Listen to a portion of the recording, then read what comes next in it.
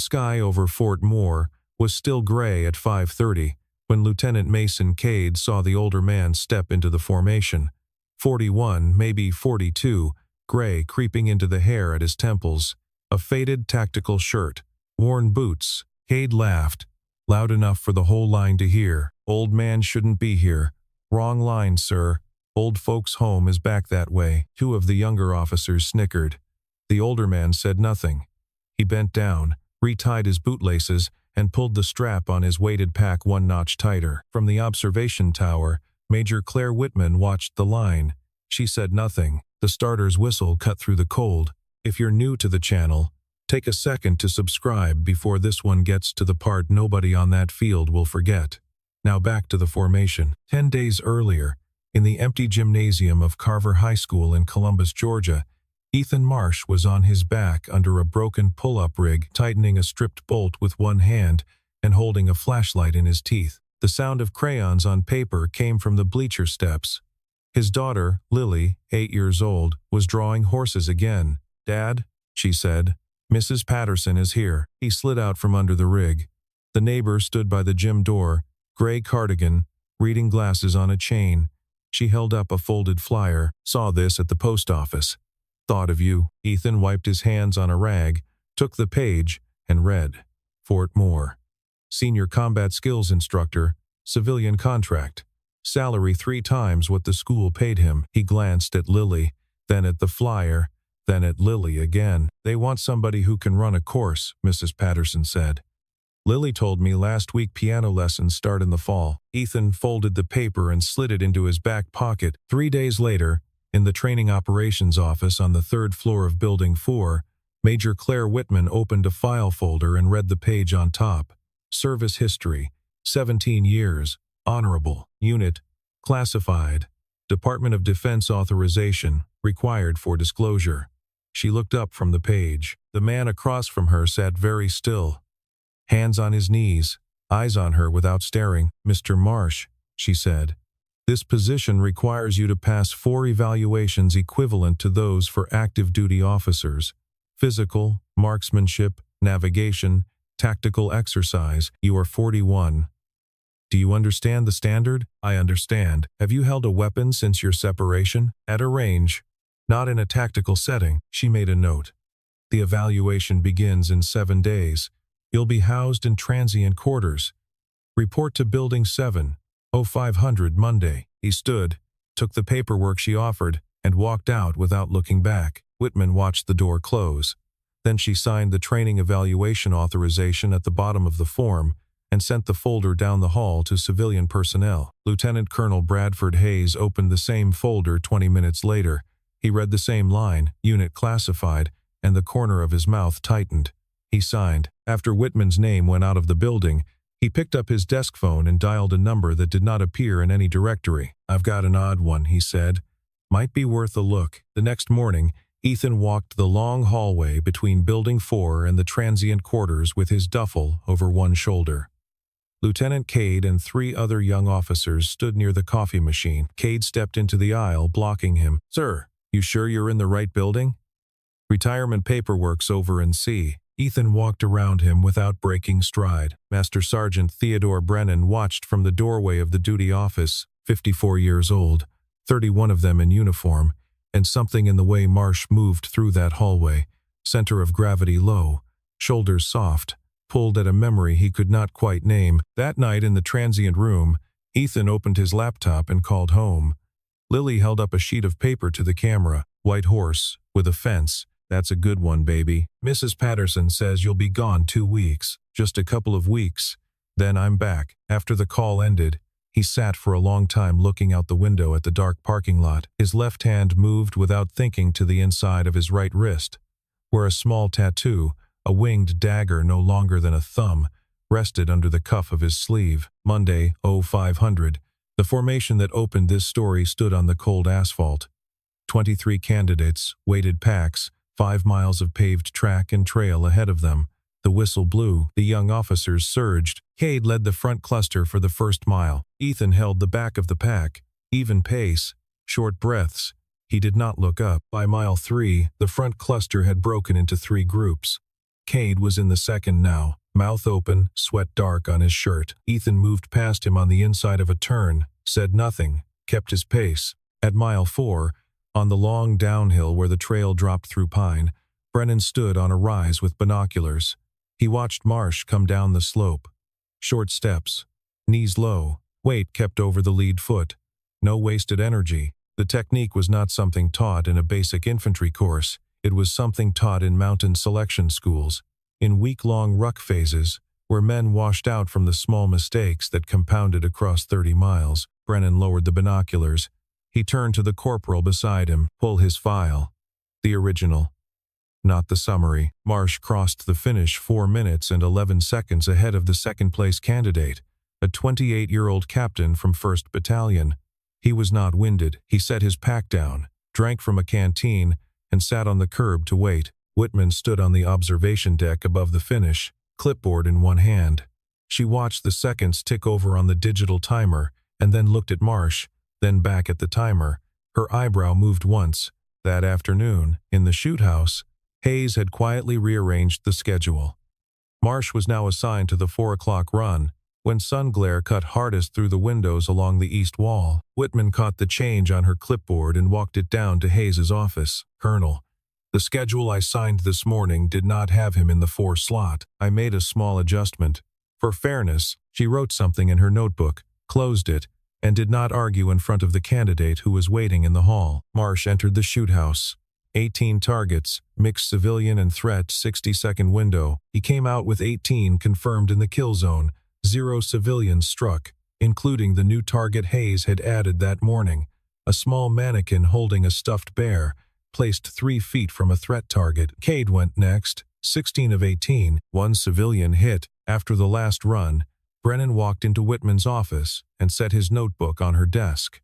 The page was open to handwritten lines. Major. I saw this technique once. Afghanistan, 2011. The man who used it didn't have a name on any roster I was cleared to see. Marsh isn't a civilian, or he hasn't been one for very long. Whitman opened the file folder again. Her finger stopped on the line that said Unit Classified.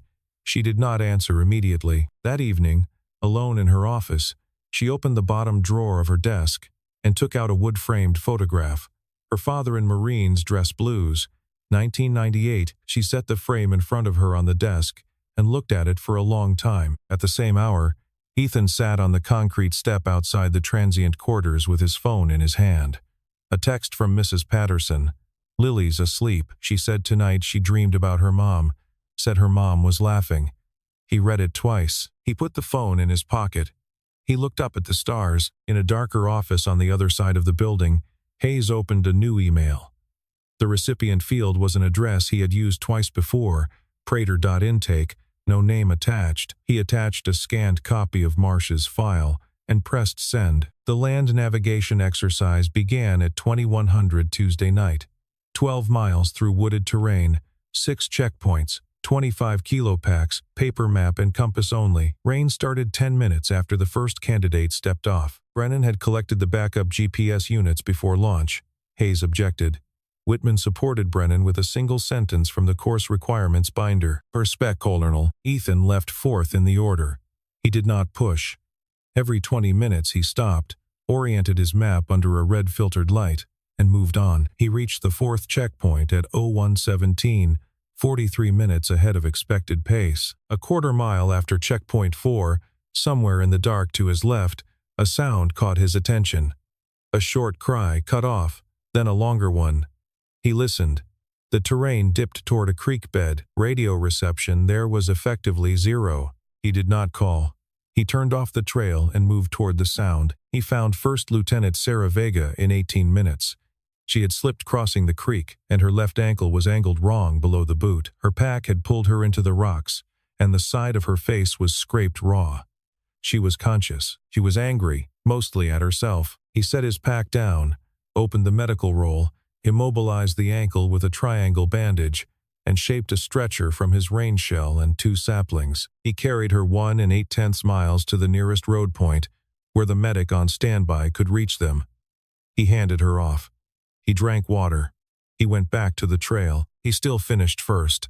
Oh, 2:44. Brennan was at the finish line. Ethan's shirt was soaked, and Vega's blood was dark on his shoulder. Brennan did not say anything. He just reached out and took the pack. Whitman came out from the command tent. You carried her out. Anyone there would have. No, Whitman said. I've been standing at this finish line for 6 years. Not anyone. The final assessment came Thursday morning.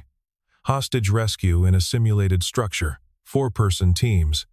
Ethan was assigned as team leader of a stick that included Cade. Cade objected to Hayes in front of the candidates. Hayes smiled. Let Marsh lead. Let's see what the man can do. The team stacked outside the building. Ethan called the entry through the side door rather than the front breach point everyone else had chosen. He moved his team in a sequence none of them had drilled, but that all of them understood the moment he spoke it. 6 threat targets neutralized in 47 seconds. 3 hostage mannequins recovered intact. 0 friendly casualties. Cade came out of the building silent. Vega, back from medical and watching from the tower, spoke into the radio. Sir, where did you learn that entry? Long time ago, Ethan said.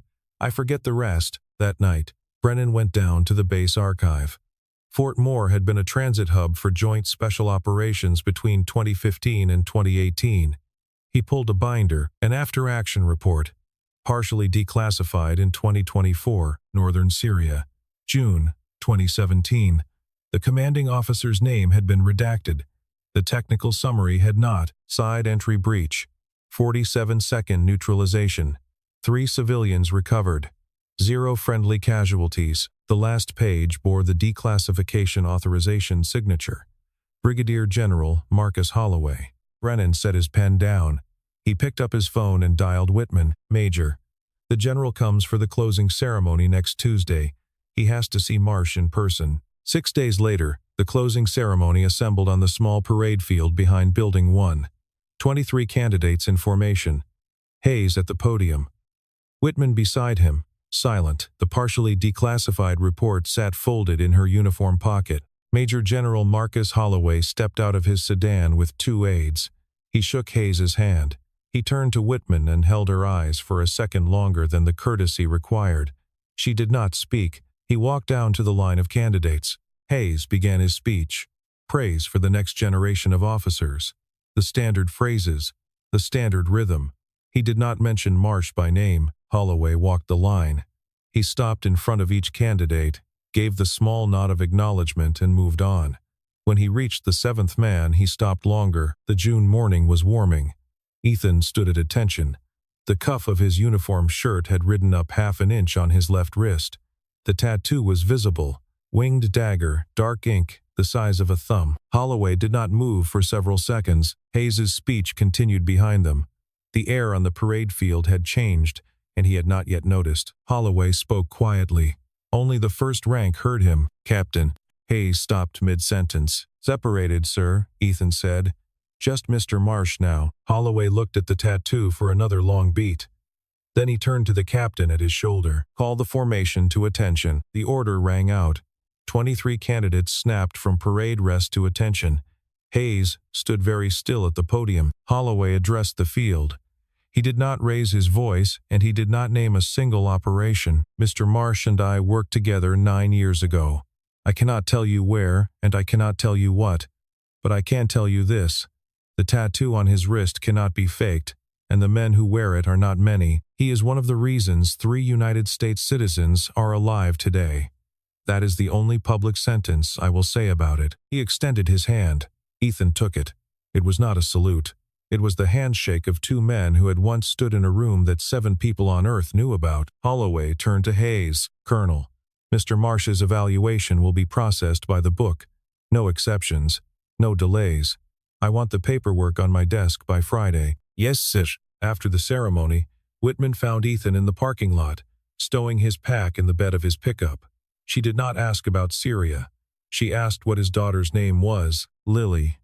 8. She draws horses. She nodded. Master Sergeant David Whitman. Marines. Killed in Fallujah when I was 14. My mother never took her ring off. A long pause. Neither of them looked at the other. Ethan closed the tailgate. Thank you for not refusing the service when you were first called. Whitman said. "Thank you for not letting Hayes push me off this field before I had the chance to stand on it." She walked with him to the driver's door. The truck bed had a tarp folded square in the corner, the way men with daughters folded things, and a child's booster seat strapped in the back of the cab. She looked at the booster seat. She did not comment on it. "Holloway will want an answer on the position by Monday," she said. "I know. Take the weekend. Talk to your daughter." Ethan drove out the front gate. In the rearview mirror, she was still watching. On the passenger seat sat an unopened envelope. Senior Combat Skills Instructor, civilian contract, unsigned. 3 days later, on a sidewalk in downtown Columbus, Ethan watched his daughter run through the school's front gate, with her backpack bouncing behind her. His phone rang. He turned away from the playground to answer. "Marsh, it's Whitman." An investigative reporter at the Atlanta paper filed a Freedom of Information request this morning. "Your name?" 4 very specific questions about Operation Iron Wren, detail only somebody with file access would know to ask. Ethan stood on the sidewalk a long moment, watching Lily disappear into the building. The cold he felt was not for himself. It was for a promise made in a hospice room 3 years ago, and a woman who would never know whether he had kept it. "Hayes? That's what we think. Counterintelligence is pulling his communication logs now." Within 48 hours, they had it. Hayes had emailed Marsh's file to an address belonging to Prater Group, a private military consultancy headquartered in Northern Virginia. The same address had received 17 other personnel files over the previous 4 years, each one belonging to a former special operations soldier whose service record had been classified. Holloway summoned Hayes to his office. He laid 3 documents on the desk: the email log, a warranted record of Hayes's phone call to the reporter, the list of 17 other names. "You have 2 options," Holloway said. "Retire by end of business, cooperate fully with the Department of Justice investigation into Prater Group, and you may avoid a federal sentence, or hold this office 1 more hour and face court-martial under Title 18, Section 798, next week." Hayes signed the papers in 20 minutes. He walked out of Holloway's office with his retirement packet under his arm and the cooperation agreement folded inside it. 2 military police officers waited in the corridor and escorted him to his car. He did not return to his office. The locks were changed before lunch. Brennan dug deeper. Prater was not just buying files. They were assembling something they referred to internally as the Ghost Roster, a compiled list of operators whose presence in classified operations could not be found through normal public records. The roster was being sold to private security firms for recruitment purposes. Some of it, intelligence officers feared, was being sold further down the chain to interested third parties who simply wanted to know who had been where. Whitman called Ethan late that night. He was in the kitchen at home in Columbus, washing dishes one-handed. "Marsh, your file was one of more than 200, and they matched your name to Iron Wren." He set the plate down in the sink. On the refrigerator, held by a magnet shaped like a sunflower, was Lily's most recent drawing: white horse, brown fence. "What about the people we brought out of that op? 2 of the journalists have been gone for years. Cancer. Heart. Natural. There's 1 survivor." "Where?" A pause on the line. "Ann Arbor, Michigan. Freshman pre-med at the University of Michigan. Her name is Layla Nasser. She filed a report with campus police this morning. She says 2 men have been following her for 3 days." Ethan stood at the kitchen sink. Lily was asleep in the bedroom down the hall. He opened the upper cabinet, the one he had not opened in 3 years, and lifted down the canvas pack he had not touched since the day he had left active service. He dialed Mrs. Patterson. "Can you watch Lily for a few days?" Something came up. Whitman drove to Columbus before sunrise and picked him up at the curb in front of his house. She had cleared the trip through Holloway in the small hours. Joint Coordination, Army Training Command, and the FBI Detroit Field Office. 2 seats on a 6 a.m. flight out of Atlanta. On the plane, she handed him the file. Layla Nasser, born in Aleppo in 2008, naturalized American citizen, daughter of Kareem Nasser, an American reporter of Syrian descent who had worked for Reuters until his death in detention 3 weeks before Ethan's team had crossed the border to recover the family. Yasmin Nasser, the mother, now taught Arabic at Wayne State University in Detroit. Layla had grown up in Dearborn, valedictorian of her high school class, Full scholarship to Ann Arbor. Layla did not know the name of the man who had carried her out. Her mother had told her, every year on her birthday, only that he had no name they were allowed to know. She remembered only an American man, silent, who had carried her across sand in the dark. Whitman looked at Ethan over the airline tray. Do you want her to know? Ethan was quiet for a long time. He watched the wing tilt over Tennessee. I want her safe. The rest is hers to decide. In Detroit, they met FBI Special Agent Maria Delgado at the field office.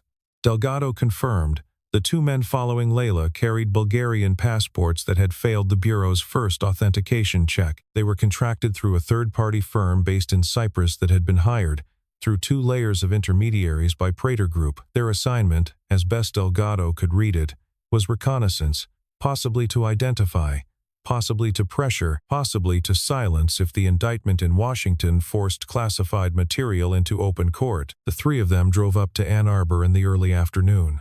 Whitman met Layla first at a coffee shop on State Street alone. She did not mention Ethan. She introduced herself as an Army liaison officer assisting with her safety. Ethan walked in 10 minutes later. Layla was 18 years old, small, and her hands wrapped around the paper cup in front of her like she was warming them at a fire. She looked at him. 1 full second. She did not cry. She set the cup down very carefully. My mother told me about you on every birthday, she said.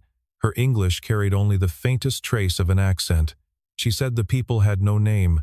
I did not think I would ever meet you. I came because you are in danger, Ethan said. Not because you needed to meet me. That is also fine. She reached into her phone case and pulled out a photograph she had clearly been carrying for years. The one her mother had kept. A man with his back to the camera, carrying a small child, lit from behind by the headlights of an idling Humvee. The desert blacked out beyond the light. She handed him the phone. He held it. He looked. He set it down without speaking. Whitman beside him did not interrupt. She watched Ethan, and she watched Layla, and for the first time she understood the shape of what he had been carrying for 9 years. They walked Layla back toward her dorm. At the corner of State and North University, Whitman's phone vibrated. Delgado, 2 of our subjects entered the parking structure adjacent to her dorm 3 minutes ago. Armed, 2147. The parking structure was 3 stories of poured concrete and humming sodium lights. Ethan, Whitman, Delgado, and a 4-officer FBI tactical team moved into position. Layla was already in motion to a safe house 8 miles north. Whitman had made the call hard and fast in the alley behind the dorm. Layla had pushed back, wanting to stay, and Whitman had not given. They were not going to do this near her. The 2 contractors waited in a rented black SUV on the 2nd level, pistols stowed below the dashboard. They were watching the elevator. They did not know she was gone. Delgado took the lead. The bureau team closed from 2 angles. Ethan and Whitman moved into a backup position near the north stair to cut a retreat. Ethan did not carry a weapon.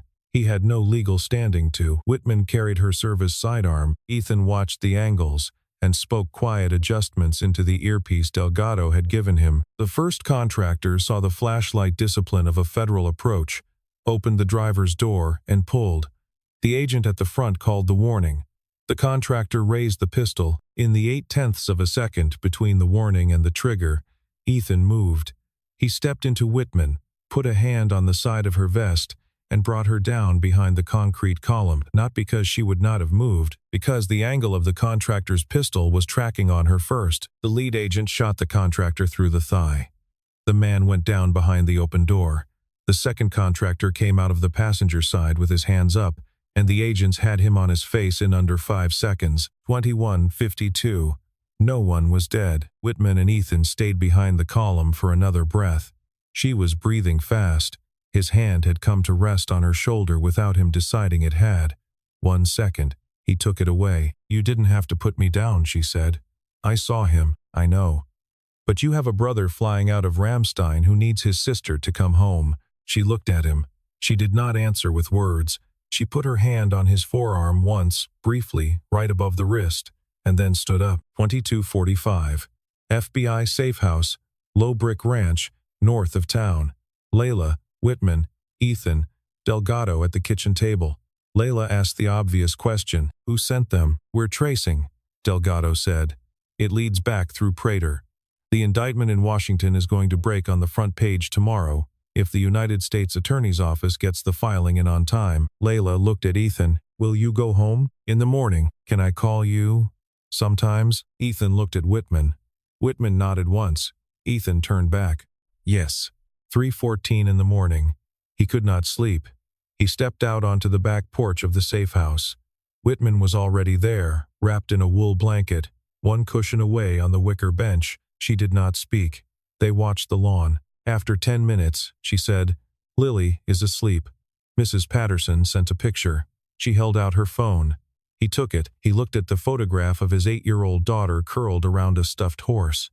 He gave the phone back. He set it on the bench between them. Their hands lay near each other on the cushion. They did not touch. A train sounded somewhere east of the safe house. The horn carried over the empty lawn and into the trees beyond. Whitman pulled the blanket higher on her shoulders. After a while, she said, "My mother used to tell me, when I was small, that the worst nights are the ones when you stop being afraid of the thing you came for, and you start being afraid of yourself." Ethan looked at the bench between them. He did not answer for a long time. "She was right," he said. The Washington Post hit the news cycle at 4 in the morning Eastern Time. The front page headline ran above the fold. Defense contractor Prater Group indicted on 47 counts of trafficking classified records. 9 defendants. Cooperating witness named in the third paragraph. Lieutenant Colonel Bradford Hayes, retired. What was not in the indictment was Ethan's name, Layla's name. Operation Iron Wren. Holloway and the Justice Department had worked through the night to ensure that the identity protection on every living operator and every recovered hostage held. The contractors arrested in the parking structure were linked, through 72 hours of bureau work, to a small intermediary in Detroit, run by a former Syrian intelligence officer who had been quietly trying to erase evidence that Karim Nasser had ever cooperated with the American government. The intermediary was rolled up. The threat against Layla was assessed as terminated. Ethan and Whitman stayed one more day in Michigan to confirm Layla was safe. Yasmin Nasser drove up from Detroit that afternoon. For the first time in 9 years, Yasmin and Ethan sat in the same room. She did not say thank you. She set a small box of halawa on the kitchen counter in front of him and rested her hand on the box for 1 second, and that was the entire conversation. When Yasmin left, she did not look back. Layla walked her mother to the car and stood in the driveway until the taillights turned out of sight. Then she came back inside and sat down on the floor next to Ethan's chair, the way she had not done since she was 9 years old. And she did not say anything either. At Fort Moore, Lieutenant Cade walked into Brennan's office and stood at attention. He had read the indictment that morning. He had read the parts that mentioned Hayes by name. He had read the parts that did not mention anyone else, and he had drawn his own conclusions. "Master Sergeant, I'm requesting reassignment from the Major Combat Operations track to the instructor track. I want to learn from Mr. Marsh when he returns." Brennan looked at him for a long time. "On time, Lieutenant. The first lesson is humility." That evening, Brennan called Whitman from the office phone. He had pulled one more thing from the archive, he said. A photograph taken 3 days after Iron Wren, classified, never released. The photograph showed a hospital corridor in Erbil, and in the corner, holding a child wrapped in a blanket, was a man whose face was blurred by motion. Brennan said he would not share the file. He just wanted her to know it existed. Whitman thanked him and hung up and sat in her office for a long time. The morning of the flight, Ethan walked the perimeter of the safe house once before sunrise. Old habit, he checked the line of sight from the back fence to the porch, and from the porch to the gate, and from the gate to the driveway. He found nothing. He went inside, started the coffee, and waited for Whitman to come down. The afternoon of the third day, Ethan and Whitman flew back to Atlanta. On the plane, she handed him a new envelope. The contract had been revised. 3 days a week instead of 4. No requirement to leave Columbus. The teaching scope was narrowed to captains and above. Holloway had signed the modification himself. "Why 3? Ethan asked. "Because Lily is 8, and she needs her dad on Thursday nights." He looked at the envelope a long time. He signed, "In Atlanta, baggage claim, near Silence." Whitman drove him the 110 miles down to Columbus. When she pulled to the curb in front of 412 Sycamore Street, she shut off the engine. "Come in for coffee?" he asked. "Not yet. Lily should meet me in the morning, Not on the night her dad gets home from 3 days gone. Next weekend, she drove off. He stood on the porch and watched the taillights, then turned and unlocked the door. Lily came out of the kitchen at a run and wrapped both arms around his legs. 2 weeks later, Hayes signed a plea deal in federal court in Alexandria. 4 years, full cooperation. 6 other Prater executives were indicted on related counts. The Justice Department recovered every ghost roster the firm had assembled and worked with the Department of Defense to reseal the underlying records. Layla called Ethan once a week. The first time she called, Lily answered the kitchen phone by accident and ran it to him. "Dad, who is the girl?" "A grown-up friend of Dad's. Her name is Layla. Does she draw horses?" Ethan laughed.